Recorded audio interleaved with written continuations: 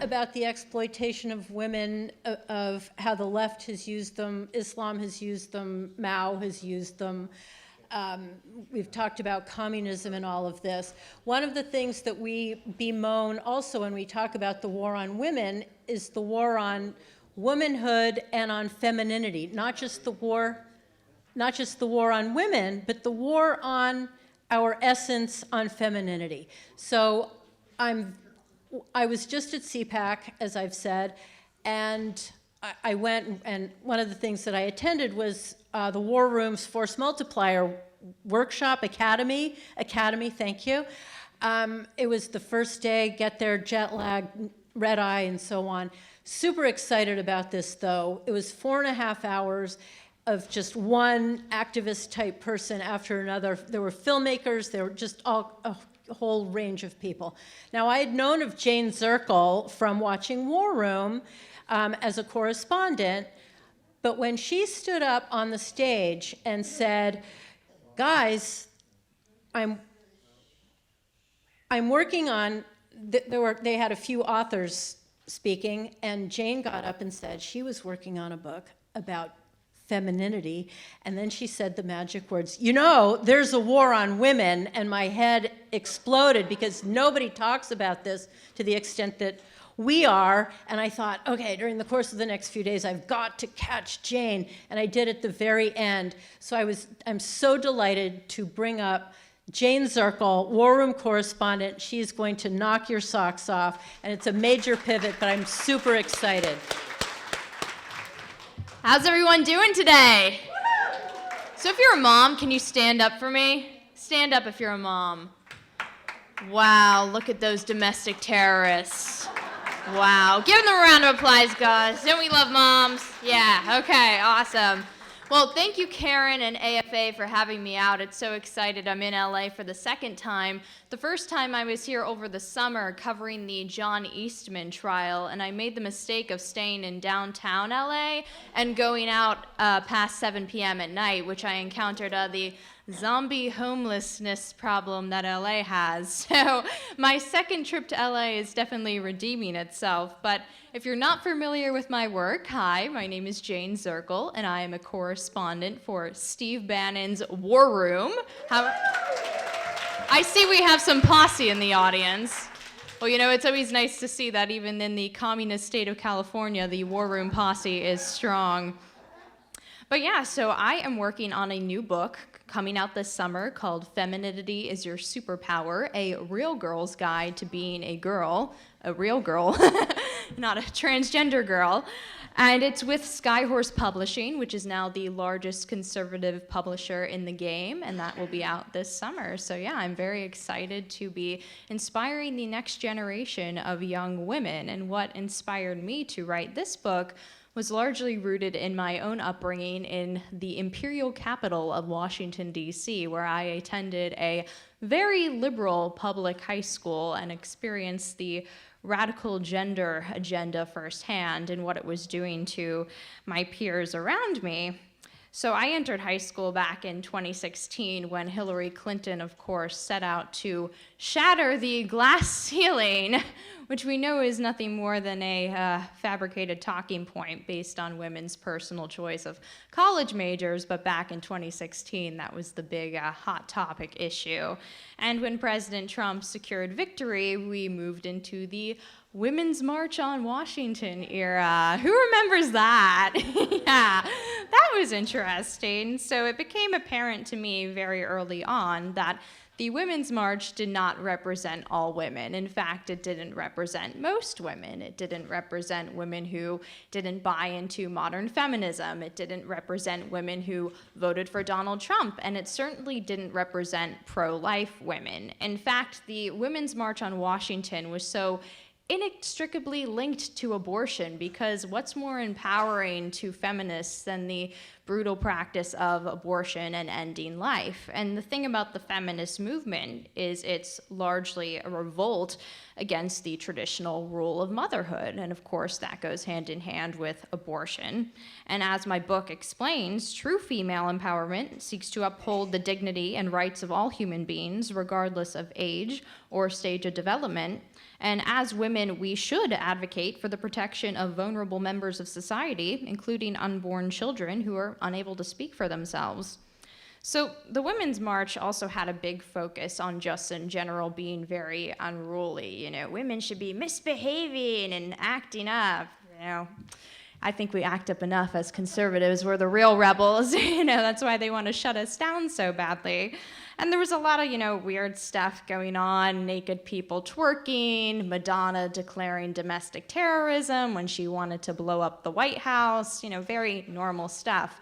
And you see these thousands of young girls wearing these pink pussy hats. I mean, how inappropriate was it for these little girls to be wearing this symbol? It was just absolutely disgusting to see.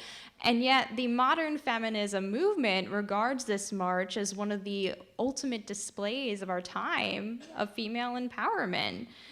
And I have to say, you know, going on into the next election cycle, there's one positive thing to come out of 2020. It's that it really provided a gateway for parents to see what was going on in their children's classrooms. I mean, in almost every school district in the country, parents witnessed horrors as children as young as kindergarten were being taught sexually inappropriate materials in schools. And I want to discuss a little bit about one Washington Post article that highlighted this. The Washington Post reported on a lesson meant for first graders called Pink, Blue, and Purple, which comes from a curriculum called Rights, Respect, Responsibility, developed by activist group Advocates for Youth. It teaches students that gender is not a fixed attribute. It says you might feel like a boy even if you have body parts that some people might tell you are girl parts. The teachers are told to say you might feel like a girl even if you have body parts that some people tell you are boy parts. And you might not feel like a boy or a girl. Maybe you're a little bit of both, but no matter how you feel, you're perfectly normal. The lesson continues with students looking at various toys and assessing if each best suits boys, girls, or anyone. And through discussion, the teacher helps students understand that all toys, dolls, drums, paints, helicopters are for anyone. The Post detailed this curriculum being implemented in one Massachusetts kindergarten in particular. Using the Rights, Respect, Responsibility lesson plan, they introduced the idea of gender as part of an exploration of identity. A teacher who spoke to the Washington Post on the condition of anonymity, I wonder why they wouldn't want their identity known, weird. They said that he teaches how people use all sorts of pronouns, including he, she, they, zer. Have you ever met a zer? I don't know. Zer sounds a little out there for me. He explained that he introduces the term transgender and genderqueer, but doesn't fully define them because that's too much for kindergarteners. He talks to students about body autonomy, but declines to classify various body parts as male or female. He said, "We don't say penis belongs to a man, it belongs to a human." And he makes clear that even if a doctor proclaims at birth it's a boy, that baby may not be a boy. Someone who was born a boy may not feel that they are a boy. If this is the backwards logic that we're teaching 5- and 6-year-olds, is it any wonder why there's such a large uptick in young people identifying as transgender? In school, I was told that I could change my gender every day. I mean, I didn't. But, you know, a lot of other people did. A lot of people also were dyeing their hair blue and cutting off their body parts. So that was interesting to witness. And I always thought, well, in D.C., it's the deepest blue that you can possibly get. Maybe this is just a one-off issue. But as we've seen, this is spread throughout the country. I mean, this is an epidemic that we're facing. And it's child abuse. You know, we're seeing these families, particularly a lot of celebrity couples, they have 1, 2, 3, 4 transgender children. It's like a new trend. And you have parents who are fighting custody battles now over the transition of their child, their children being put on these steroids, puberty blockers to eventually transition them. And that's being, you know, fought out in the courts. That's like the major new focus of custody battles in 2024, the progressive era. So a big reason for a book like Femininity is Your Superpower being so needed is that girls are lacking examples of how to behave like girls. Everything is masked with this radical gender agenda, and we don't have the tools and know-how to just be women anymore, how to dress, how to behave, how to interact with the opposite sex. We're being taught this radical gender agenda that goes against nature, and it's being broadcast all over in films and television. Who's seen Sex and the City? I love Sex and the City. You know, I love Sarah Jessica Parker. She's awesome. The shoes, oh my gosh, guys, the shoes. So there was a reboot back in 2021 called In Just Like That.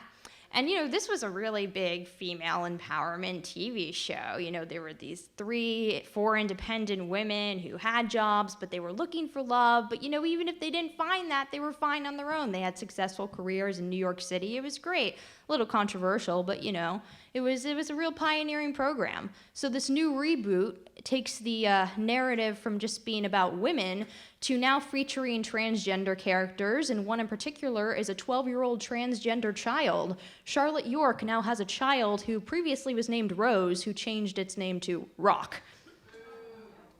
Girls are being taught that they don't need men, in fact, that men are the enemy, and anyone and anything can be a woman. Men can be women, men can have children, and having children is a burden that will ultimately damage your career and contribute to the evil patriarchy.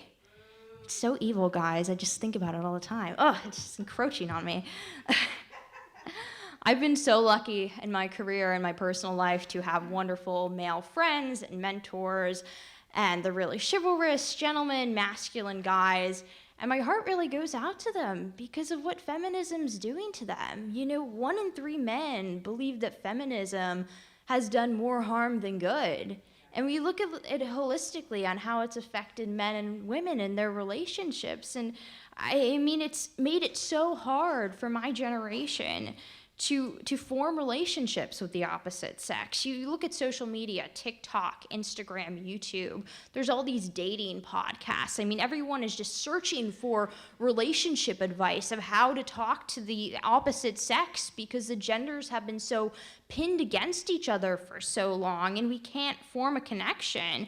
And the thought of dating and marriage is just absolutely terrifying for young people. And when you look at the gender divide over the past decade, we started at a point where a lot of the anti-men sentiment was coming from the feminist movement and largely in academia with the rise of these gender studies courses that we would see popping up all across university.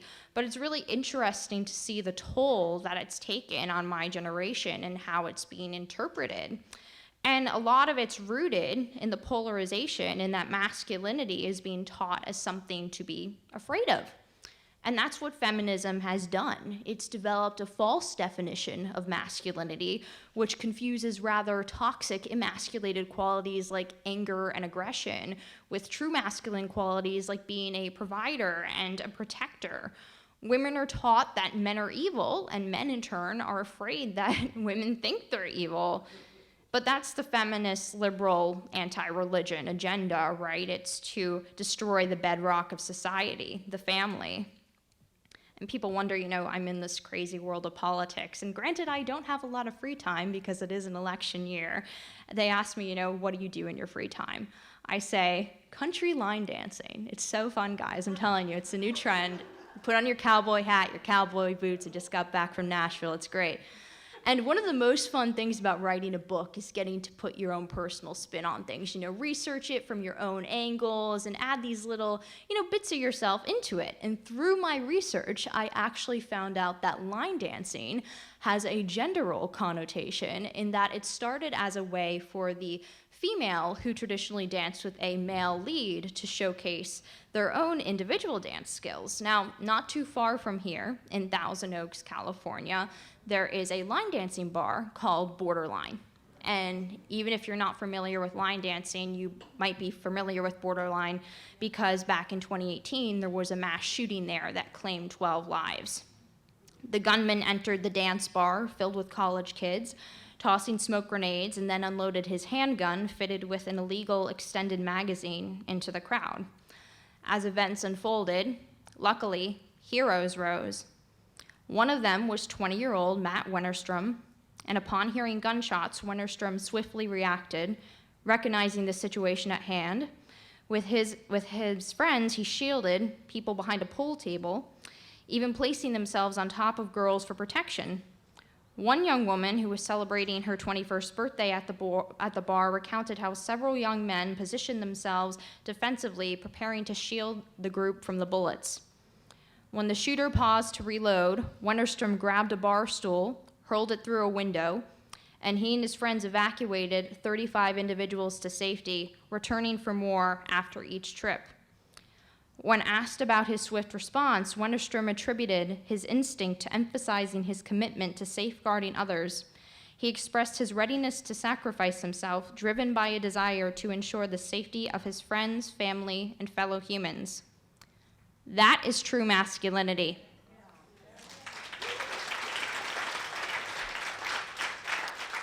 That is a masculinity that is the physical protection of others, that doesn't wait for permission before saving others from harm's way. And that is what is being lost every time men are discouraged from acting heroically or taking charge of a situation. More than ever, masculinity has to be earned, and femininity has to be protected.